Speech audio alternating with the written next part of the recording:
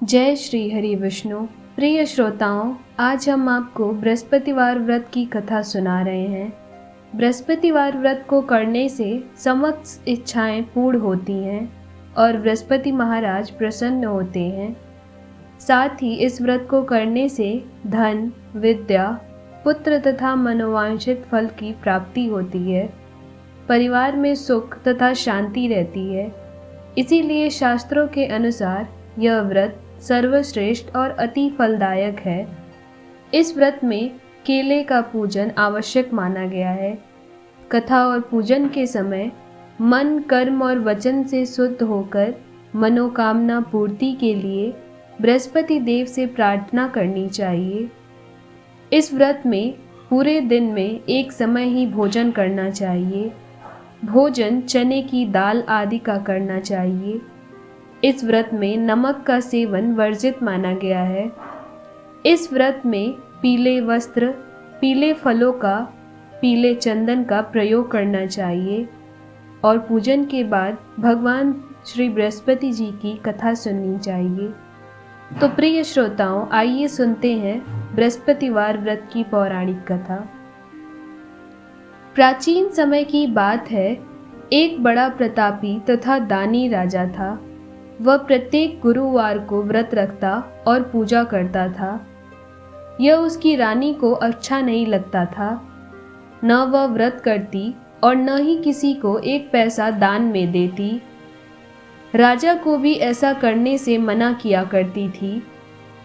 एक समय की बात है कि राजा शिकार खेलने वन को चले गए। घर पर रानी और दासी थी।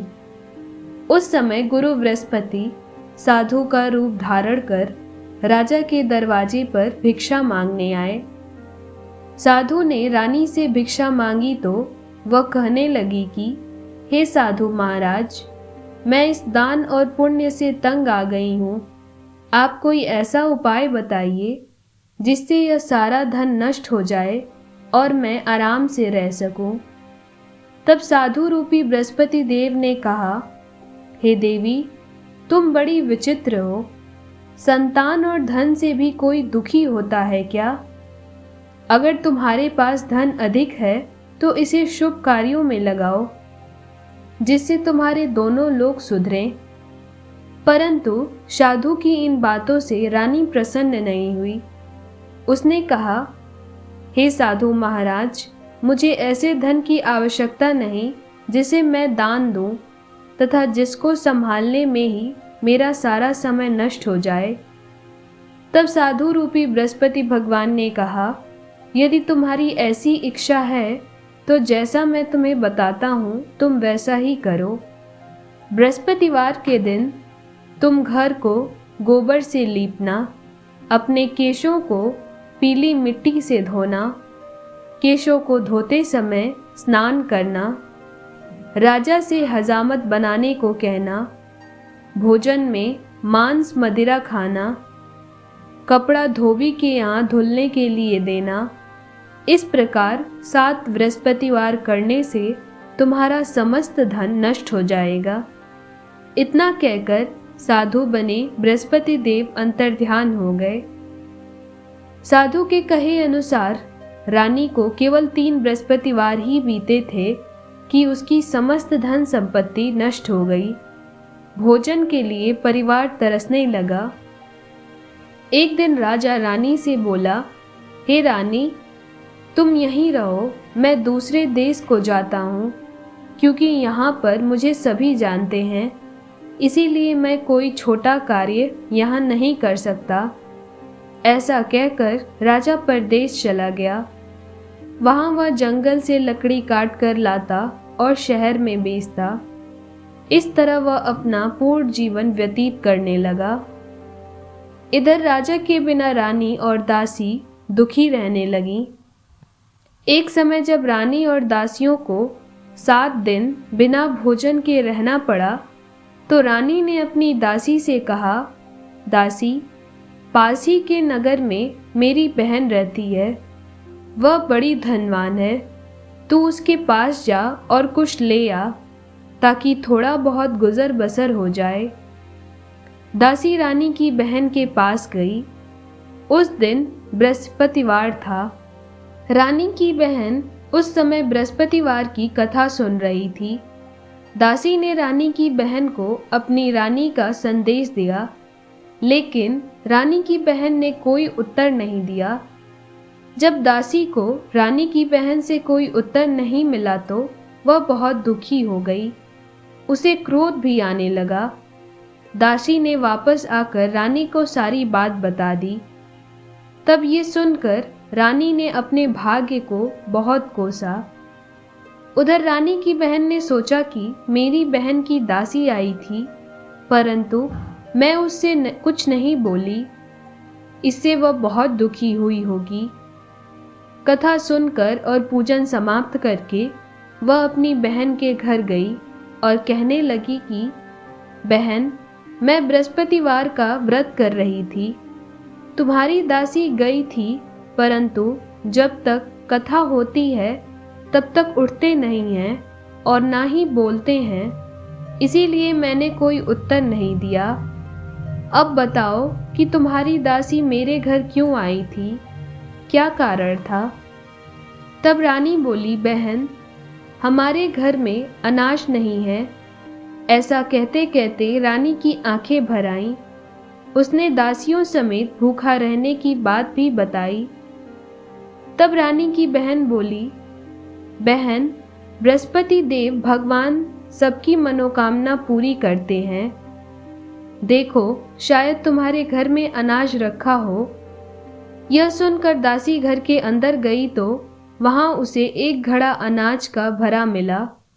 उसे बहुत हैरानी हुई, क्योंकि उसने एक एक बर्तन को देख लिया था, कोई अनाज नहीं था, लेकिन अचानक से वह घड़े से भरा हुआ अनाज मिला। उसने बाहर आकर ये बात रानी को बताई। दासी रानी से कहने लगी, हे रानी, जब हमको भोजन नहीं मिलता तो हम व्रत ही करते हैं, इसीलिए क्यों न इनसे बृहस्पतिवार की व्रत और कथा की विधि पूछ ली जाए। हम भी इस व्रत को करेंगे। दासी के कहने पर रानी ने अपनी बहन से बृहस्पतिवार व्रत के बारे में पूर्ण विधि पूछी। तब रानी की बहन ने बताया कि बृहस्पतिवार के व्रत में चने की दाल और मुनक्का से श्री हरि विष्णु का केले की जड़ में पूजन तथा दीपक करना चाहिए।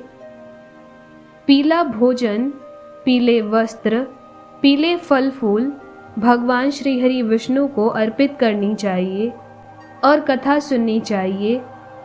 इससे गुरु बृहस्पति और भगवान श्री हरि विष्णु प्रसन्न होते हैं और मनोकामनाएं पूरी करते हैं।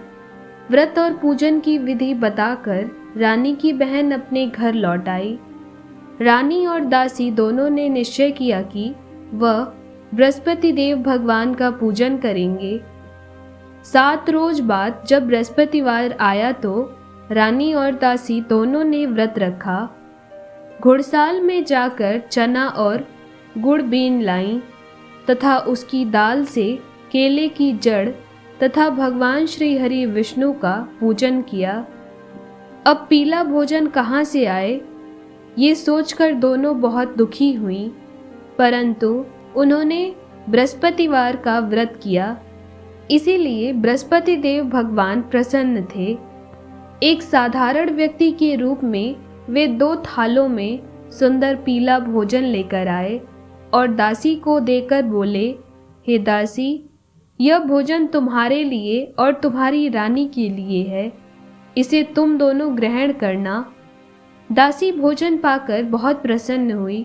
उसने रानी को सारी बात बताई।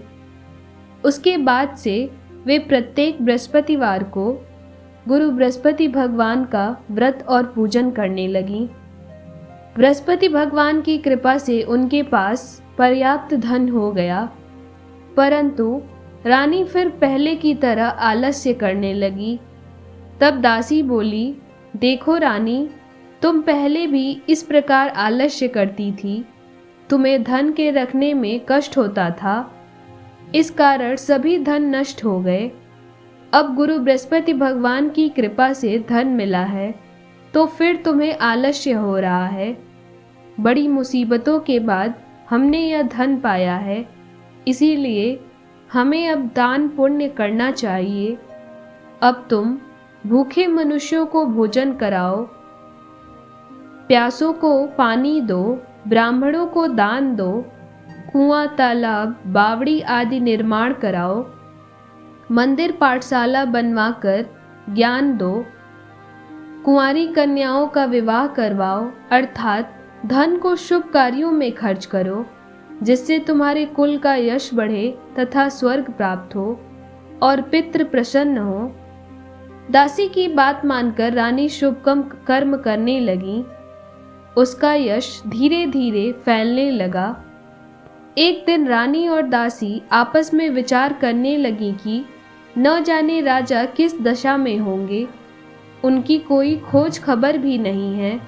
उन्होंने श्रद्धापूर्वक गुरु बृहस्पति भगवान से प्रार्थना की कि राजा जहाँ भी हों शीघ्र ही वापस हो जाएं। उधर राजा परदेश में बहुत दुखी रहने लगे थे। वह प्रतिदिन जंगल से लकड़ी बीन कर लाते और उसे शहर में बेचकर अपने दुखी जीवन को बड़ी कठिनता से व्यतीत करते थे। एक दिन दुखी होकर अपनी पुरानी बातों को याद करके वह रोने लगे और उदास हो गए। उसी समय राजा के पास बृहस्पति देव साधु के वेश में आकर बोले, हे लकड़हारे, तुम इस सुनसान जंगल में किस चिंता में बैठे हो, मुझे बताओ। यह सुनकर राजा के नेत्रों में जल भर आया। साधु की वंदना कर राजा ने अपनी संपूर्ण कहानी सुना दी। महात्मा बोले, वे राजा से बोले, हे राजा, तुम्हारी पत्नी ने बृहस्पति देव के प्रति अपराध किया था, जिसके कारण तुम्हारी यह दशा हुई।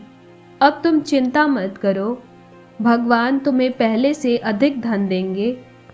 देखो, तुम्हारी पत्नी ने बृहस्पतिवार का व्रत प्रारंभ कर दिया है। अब तुम भी बृहस्पतिवार का व्रत करके चने की दाल व गुड़ जल के लोटे में डालकर केले का पूजन करो। फिर कथा कहो या सुनो, भगवान तुम्हारी सब मनोकामनाओं को पूरा करेंगे। साधु की बात सुनकर राजा बोला, हे प्रभु, लकड़ी बेचकर तो इतना पैसा नहीं बचता जिससे भोजन के उपरांत कुछ बचा सकूं। मैंने रात्रि में अपनी रानी को व्याकुल देखा है। मेरे पास कोई साधन नहीं जिससे उसका समाचार जान सकूं। फिर मैं कौन सी कहानी कहूं, यह भी मुझे मालूम नहीं है। कौन सी कथा इस व्रत में सुननी चाहिए, मुझे इसका ज्ञान नहीं है। तब साधु ने कहा, हे राजा, मन में बृहस्पति भगवान के पूजन व्रत का निश्चय करो। वे स्वयं तुम्हारे लिए कोई राह बना देंगे। बृहस्पतिवार के दिन तुम रोजाना की तरह लकड़ियां लेकर शहर में जाना। तुम्हें रोज से दुगुना धन मिलेगा, जिससे तुम भली भांति भोजन कर लोगे तथा बृहस्पति देव की पूजा का सामान भी आ जाएगा।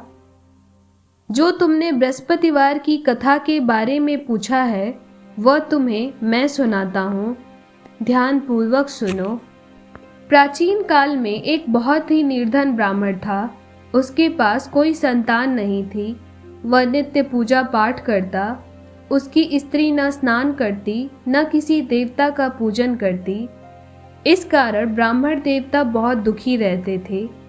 भगवान की कृपा से ब्राह्मण के यहाँ एक कन्या उत्पन्न हुई। कन्या बड़ी होने लगी। प्रातः स्नान करके वह भगवान विष्णु का जप करती। बृहस्पतिवार का व्रत भी करने लगी।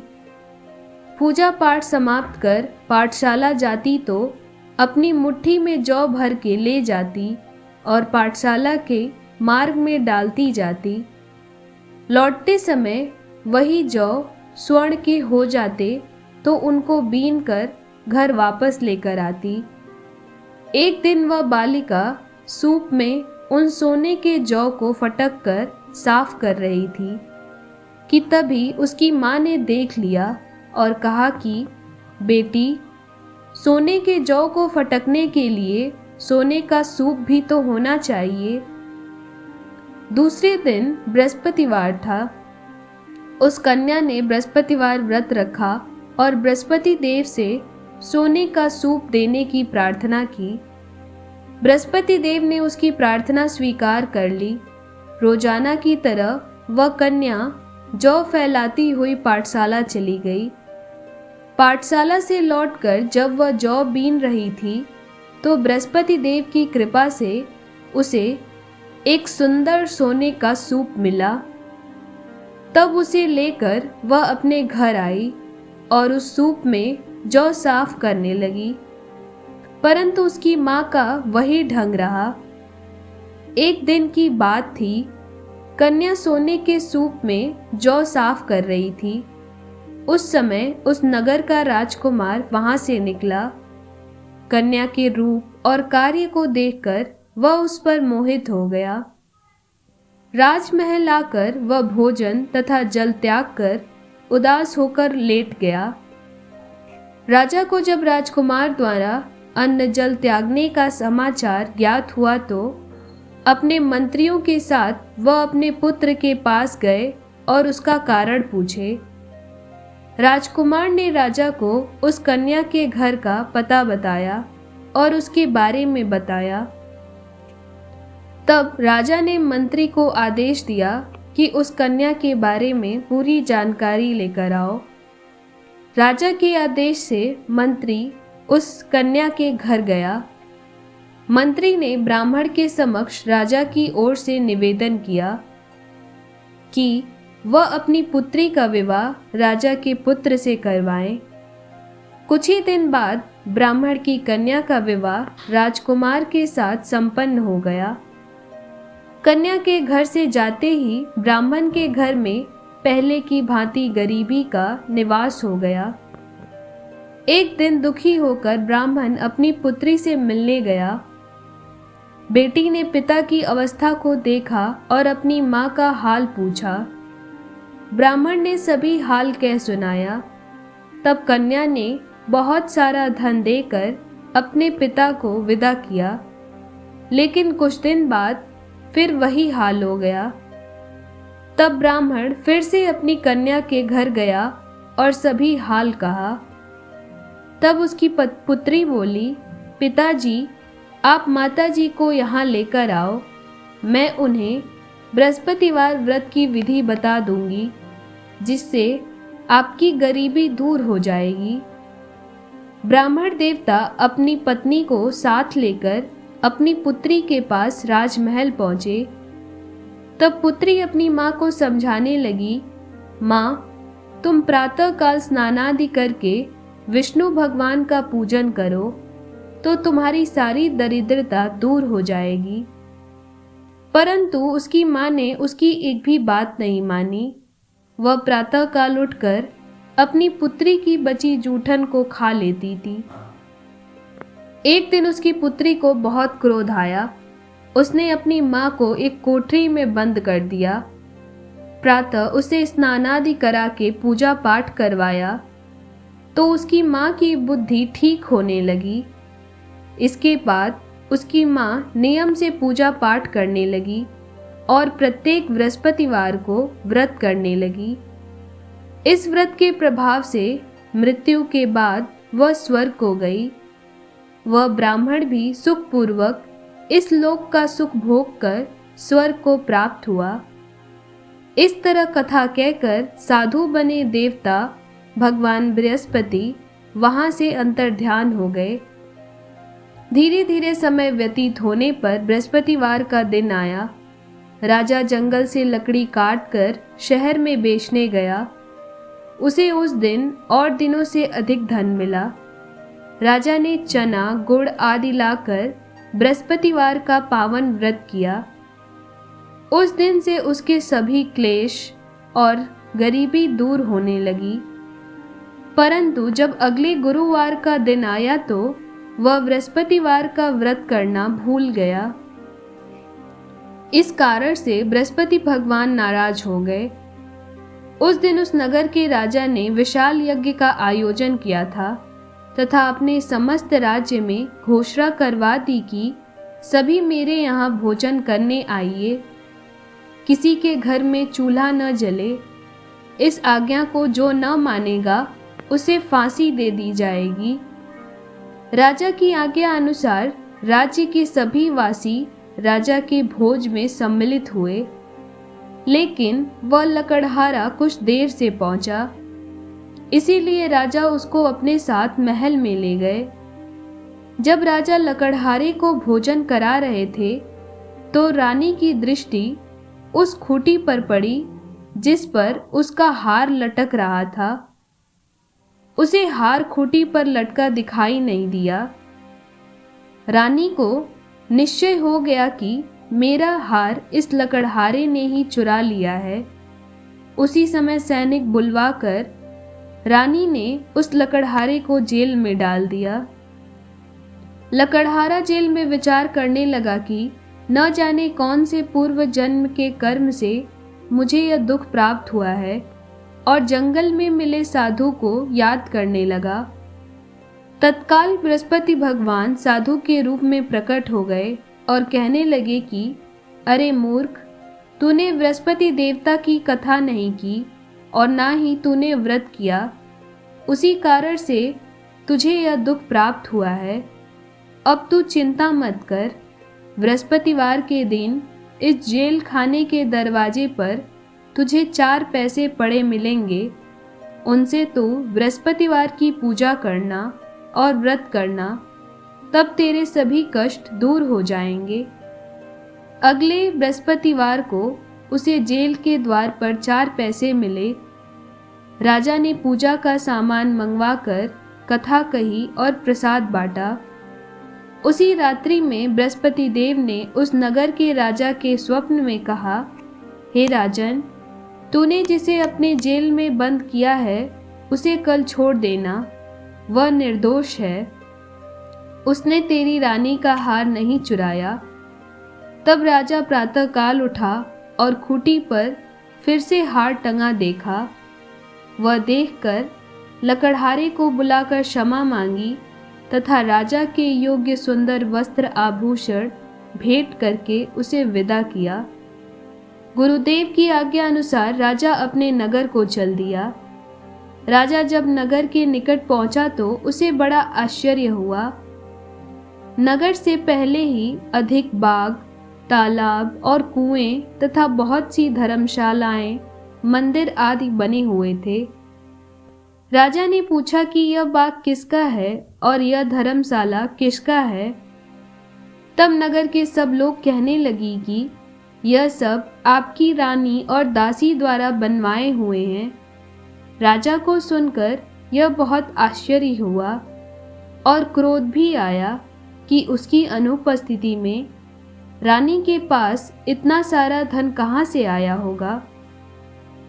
जब रानी ने यह खबर सुनी कि राजा आ रहे हैं तो उसने अपनी दासी से कहा कि हे दासी, देखो राजा हमको कितनी बुरी हालत में छोड़ गए थे। वह हमारी ऐसी हालत देखकर लौट न जाएं, इसीलिए तुम दरवाजे पर खड़ी रहना। रानी की आज्ञा अनुसार दासी दरवाजे पर खड़ी हो गई और जब राजा आए तो उन्हें अपने साथ महल में लेकर गई। तब राजा ने क्रोध करके अपनी तलवार निकाली और पूछने लगे कि बताओ, ये इतना सारा धन तुम्हें कैसे प्राप्त हुआ। तब रानी ने सारी कथा कह सुनाई। राजा ने निश्चय किया कि मैं रोजाना दिन में 3 बार कथा कहा करूँगा और रोज व्रत किया करूँगा। अब हर समय राजा के दुपट्टे में चने की दाल बंधी रहती तथा दिन में वह 3 बार कथा कहता। एक रोज राजा ने विचार किया कि चलो अपनी बहन के यहाँ हो आऊं।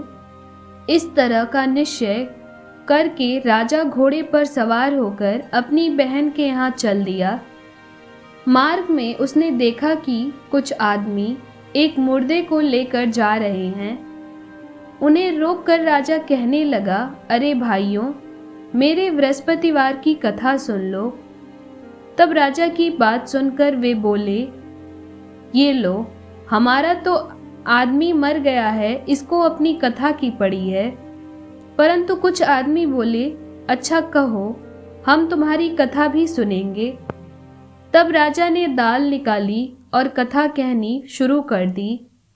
जब कथा आधी हुई तो मुर्दा हिलने लगा, और जब कथा समाप्त हुई तो राम राम करते हुए वह मुर्दा खड़ा हो गया। राजा आगे बढ़ा, उसे चलते चलते शाम हो गई। आगे मार्ग में उसे एक किसान खेत में हल चलाता मिला। राजा ने उससे कथा सुनने का आग्रह किया, लेकिन वह नहीं माना। राजा आगे चल पड़ा। राजा के हटते ही बैल पछाड़ खाकर गिर गए तथा किसान के पेट में बहुत जोर से दर्द होने लगा। उसी समय किसान की माँ रोटी लेकर आई।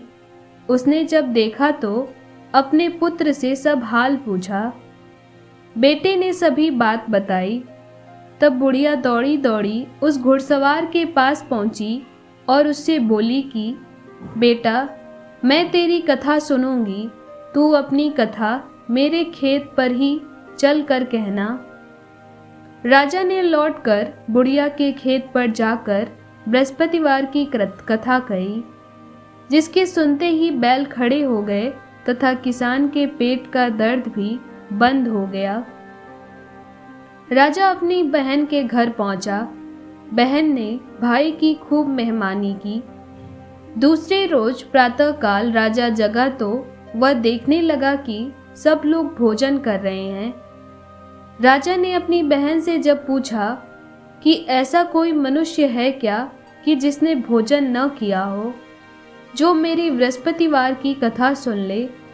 बहन बोली, भैया, यह देश ऐसा ही है। यहाँ लोग पहले भोजन करते हैं, बाद में कोई अन्य काम करते हैं। फिर वह एक कुम्हार के घर गई, जिसका लड़का बहुत बीमार था। उसे मालूम हुआ कि उसके यहाँ 3 दिन से किसी ने भोजन नहीं किया। रानी ने अपने भाई को ये बात आकर बताई और भाई की कथा सुनाने के लिए कुम्हार से कहा। तब कुम्हार तैयार हो गया।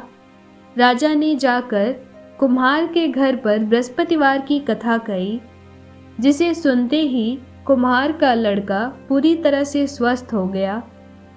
अब तो राजा की प्रशंसा होने लगी। एक दिन राजा ने अपनी बहन से कहा कि बहन, मैं अब अपने घर जाऊंगा, तुम भी तैयार हो जाओ। राजा की बहन ने अपनी सास से अपने भाई के साथ जाने की आज्ञा मांगी। सास बोली, हाँ चली जाओ, मगर अपने बच्चों को मत ले जाना, क्योंकि तेरे भाई की कोई संतान नहीं होती है। बहन ने अपने भाई से कहा, भैया, मैं तो चलूंगी, मगर मेरा कोई बालक नहीं जाएगा। अपनी बहन को भी छोड़कर दुखी मन से राजा अपने नगर को लौट आया। राजा ने अपनी सारी ये कथा अपनी पत्नी से बताई और बिना भोजन किए वह सैया पर लेट गया। रानी बोली, हे प्रभु, बृहस्पति देव ने हम सबको सब कुछ दिया है, वे हमें संतान भी अवश्य देंगे। तब उसी रात्रि बृहस्पति देव ने राजा को स्वप्न में कहा, हे राजन, उठो, सभी सोच को त्याग दो, तुम्हारी रानी गर्भवती है। राजा को यह जानकर बहुत आश्चर्य भी हुआ और प्रसन्नता भी हुई। 9वें महीने रानी के गर्भ से एक सुंदर पुत्र का जन्म हुआ। तब राजा बोला, हे रानी, स्त्री बिना भोजन के रह सकती है, परंतु बिना कहे नहीं रह सकती। जब मेरी बहन आए तो तुम मुझसे कुछ मत कहना। रानी ने हाँ कर दी। जब राजा की बहन ने यह शुभ समाचार सुना तो वह बहुत प्रसन्न हुई तथा बधाई लेकर अपने भाई के यहाँ आई। रानी ने तब उसे आने का उलाहना दिया। जब भाई अपने साथ ला रहे थे तब तुम नहीं आई, और आज अपने मन से ही भागी भाई बिन बुलाए आ गई। तब राजा की बहन बोली, भैया मैं इस प्रकार न कहती तो तुम्हारी घर औलाद कैसे होती। बृहस्पति देव सभी की मनोकामनाएं पूर्ण करते हैं। जो सद्भावना पूर्वक बृहस्पतिवार का व्रत करता है और कथा सुनता या पढ़ता है या फिर दूसरों को सुनाता है, बृहस्पति देव उसकी सभी मनोकामनाएं पूरी करते हैं, उसकी सदैव रक्षा करते हैं। जो संसार में सद्भावना से गुरु बृहस्पति का पूजन एवं व्रत सच्चे हृदय से करते हैं, उनकी सभी मनोकामनाएं वैसे ही पूर्ण हो जाती हैं जैसी सच्ची भावना से रानी और राजा ने बृहस्पति देव की कथा का गुणगान किया तो उनकी सभी इच्छाएं बृहस्पति देव ने पूरी की। अनजाने में भी बृहस्पति देव की उपेक्षा नहीं करनी चाहिए। ऐसा करने से सुख शांति नष्ट हो जाती है। इसीलिए सबको कथा सुनने के बाद प्रसाद लेकर जाना चाहिए। हृदय से उनका मनन करते हुए जयकारा बोलना चाहिए।